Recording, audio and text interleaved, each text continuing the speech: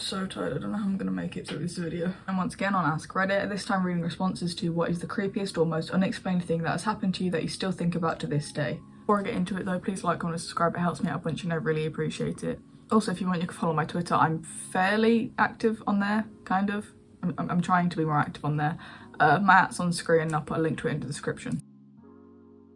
I was delivering newspapers on my paper route when a long-time customer pulled his car next to me and asked me to just give him his daily newspaper now because he was going on a long trip. I handed him his newspaper, then skipped his house and continued my route. The next day I was collecting the weekly fees and went to his house to collect my fee. His wife answers and promptly complains that I missed her house on my deliveries the day before. I explained to her that her husband pulled up next to me. I told her what he said and that I gave him the paper. She started crying, told me that he died a couple weeks ago and was obviously not possible that I spoke to her husband the day before. I know what I saw and nearly 30 years later I still think about that situation. I have no way to logically explain what happened and it still gives me the creeps.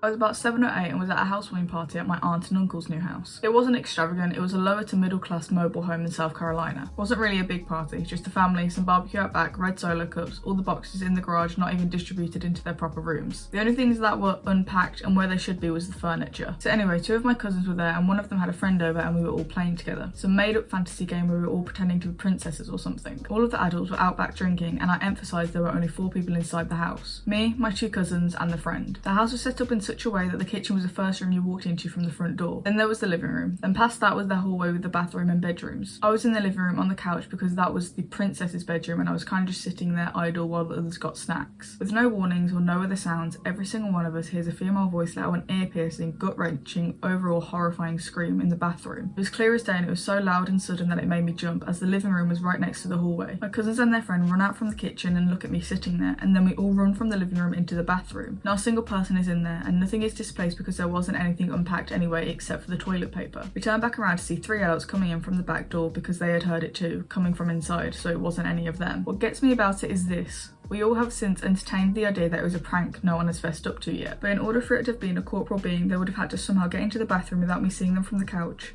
screamed, ran out of the bathroom to either the back door without any of the 4 kids in the living room seeing, or out a window of one of the bedrooms. All of the bedroom windows were locked from the inside, so if they escaped that way, someone would have had to lock it and got out the back door, which again, we would have seen. One of the creepiest things that happened to me, and before you cry, speaker hidden somewhere, that was one of the first things that my uncle checked for when he ran inside and was told by us that none of us had done it. Me and my cousins think that it's either something supernatural or something that the adults did, and all of the adults that were there think it was one of us that screamed and lied about it because we were in the bathroom when they all came in. Either way, the mood at the party was killed after that. Everyone was confused and a little on edge, and there wasn't any of that self-satisfied undertone that someone who had just played a really good practical joke would have been showing. It was a pretty blood-curdling sound.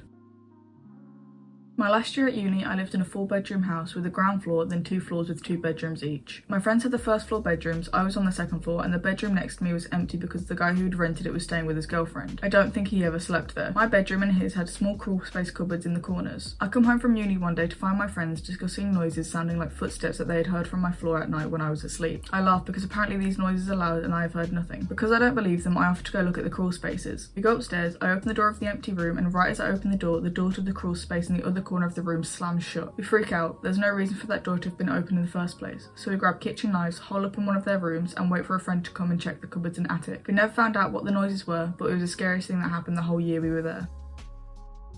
When I was in the 3rd grade, I moved to a new town and into a new house. We lived in a camper in the backyard of the new house while we renovated it. It was a pretty old house. Old bottles, old pair of glasses, letters, old newspapers, old pictures of children in school clothes. It was a 2-story house and the stairs were kind of a focal point for all sorts of creepy stuff. So once you got to the top of the stairs, there was a little landing before it went into 2 bedrooms. At night, we would always leave the light on in the landing in case we had to get up to use the bathroom. Me and one brother shared a room and the other room was for our older brother. I refused to sleep upstairs due to how creeped out I was, so I always slept downstairs on the couch. One weekend, my sister, who is older than both my brothers, came to visit and was in my oldest brother's bedroom alone, as we were all at school and my mum was at work. As she was sitting there watching TV, she heard footsteps coming up the stairs and called out as she thought my mum was home early from work. No response other than the footsteps turning around and heading back down the stairs. When she got up to look, there was no one home and the doors were all locked. It doesn't stop there. My oldest brother was left home alone for a week while me and my other brother, mum and dad, went on a week-long vacation. Naturally, he had his girlfriend over for a couple nights to keep him company. One night, she got up to pee around 3 AM and went downstairs to the bathroom where she said she'd heard children whispering whispering. A couple nights later, around 3-4 a.m, the girlfriend woke up my brother saying someone was in the house. They heard footsteps coming up the stairs. Since the light was on the landing, they could see a shadow underneath the door like someone was standing there, and the doorknob began to shake. They both started to freak out and my brother jumped out of bed. He had some of those dumb display samurai type swords that aren't even sharp, and he grabbed one of those and went towards the door. They heard more footsteps running down the stairs and he bravely or stupidly followed down the stairs where he was met with an empty house. All the windows and doors closed and locked. He called the police but nothing came of it.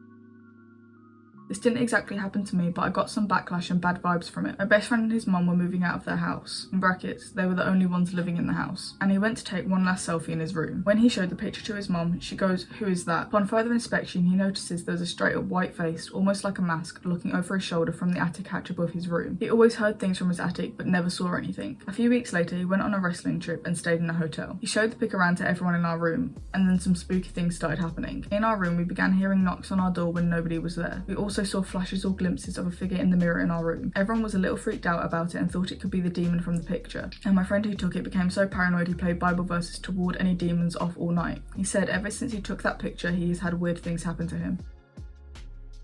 I was probably about 16, 17 and I'd just gotten home from high school. My brother was in the kitchen making a ruckus, so I started that way. As I passed by his bedroom, I saw my mum in there, sitting on his bed with the lights off, facing away from me and towards the wall. I stopped and stood in the doorway and asked if she was okay and what she was doing. She said really slowly, "Just sitting, come here, I need to talk to you." I took about half a step into the room when I heard my mum yelling for me in the kitchen and saw her setting the table. I looked back to the bedroom and there was nothing there. I don't think I ever went back into that room by myself again, even 10 years later.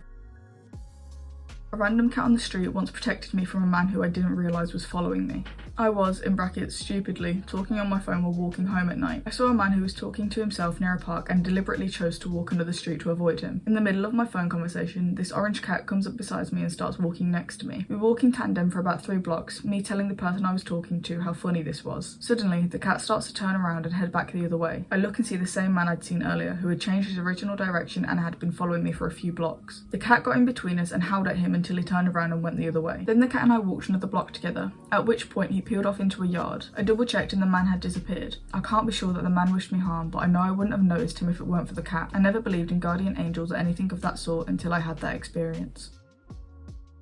A couple of things happened to me and my housemate when we moved into the top apartment in an old building in Europe, right next to a forest known for witchcraft. The locals even had a witches' parade every year. It's a harmless bit of fun. The apartment was huge. 3 bathrooms, 2 bedrooms, a study, 2 living rooms, a living space, a kitchen, 2 balconies. The bigger one was upstairs, across from the door to the attic, that ran across the entire house. It was dark and full of a lot of old stuff, in brackets, like from a century ago. We found porcelain, really old wooden furniture, and a doll neither of us wanted to touch. There were also some children's slippers and black and white pictures of a child from when the town still had carts pulled by oxen. It was a wonderful place to live, and the cheap rent made it wonderfuler, but both of us were mildly creeped out in the beginning. We used to hear stuff while in our bedrooms, like banging or footsteps, or like something had fallen on the carpet. My housemate would text me, "Did you hear that too?" But she soon stopped. She never wanted to talk about it either. I guess she didn't want to give any power by acknowledging it. I clearly remember the first time she was out. It was winter, so it got dark by 4 p.m. I needed to grab groceries, so I left all the lights on to make myself feel better. I tried to look for my earphones for some music along the way, but I couldn't find them, and I left without them. When I returned, every single light in the house was switched off, except the one in my room. And I went into my room, my earphones were lying neatly rolled up on the top of my bed. A few other incidents took place while we lived there too, like bulbs in the corridor, and only the corridor, dying with loud pops one by one. My housemate hearing something like a dog scratching at her door and texting me to let her sleep one evening while I was over at a friend's place. Me hearing a door loudly banging somewhere in the house while I was on the toilet, and the banging stopping immediately as I flushed. It was like it didn't realise there was someone home. The house was weirdly cold too, but we lived there for a year without anything major happening.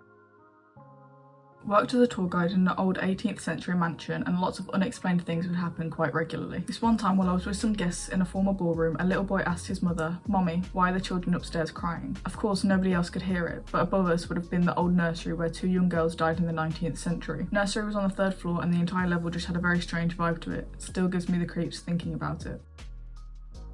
My girlfriend and I are in a long distance relationship. We typically take turns travelling between each other's countries, Australia and Canada. About 2 years ago it was my turn to travel over to Australia to stay with her and her mum. For a bit of background, my girlfriend's room was built as an extension / add-on to their garage. So to get to it you had to walk through their garage to get to her room. But a couple of weeks into my trip over there, I wake up around 1 AM and the room is just glowing red. I look up at the ceiling and see this black figure crawling through the ceiling. It moved in such an inhuman way, almost like it was breaking every one of its bones to move. I start screaming, which wakes my girlfriend up, and she looks up the ceiling ceiling and starts to scream as well. Instinctively, I grab my pillow and whip it at the figure. The next thing I know, everything went black and I'm waking up a few hours later. My girlfriend is fast asleep, and so I think it was just some weird dream. At that point, I have to go to the washroom, so I walk through the garage and try to quietly open the garage door to get into the main house. Previously, her mum had mentioned that she was getting annoyed by us staying up so late and going through the garage door to use the washroom. Since her mum's room was down the garage door hallway, each time we would open it, the door would click loudly and wake her up. So I'm standing there at the garage door and try to open it as quietly as possible. As I turn the handle, the door clicks and I push it open. Her mum just starts screaming at the top of her lungs. I thought it was out of rage for waking her up, so I immediately close the door and speed walk back to my girlfriend's room. I climb into bed and gently nudge her awake to tell her that her mum is screaming. She gets up and goes to see whether her mum was still angry and tries to de-escalate the situation. About 20 minutes goes by and my girlfriend comes back into the room completely silent. She asks me if I saw the room glowing red earlier as well as the figure in the ceiling. I say yes, and she goes wide-eyed and says that she thought it was a dream too.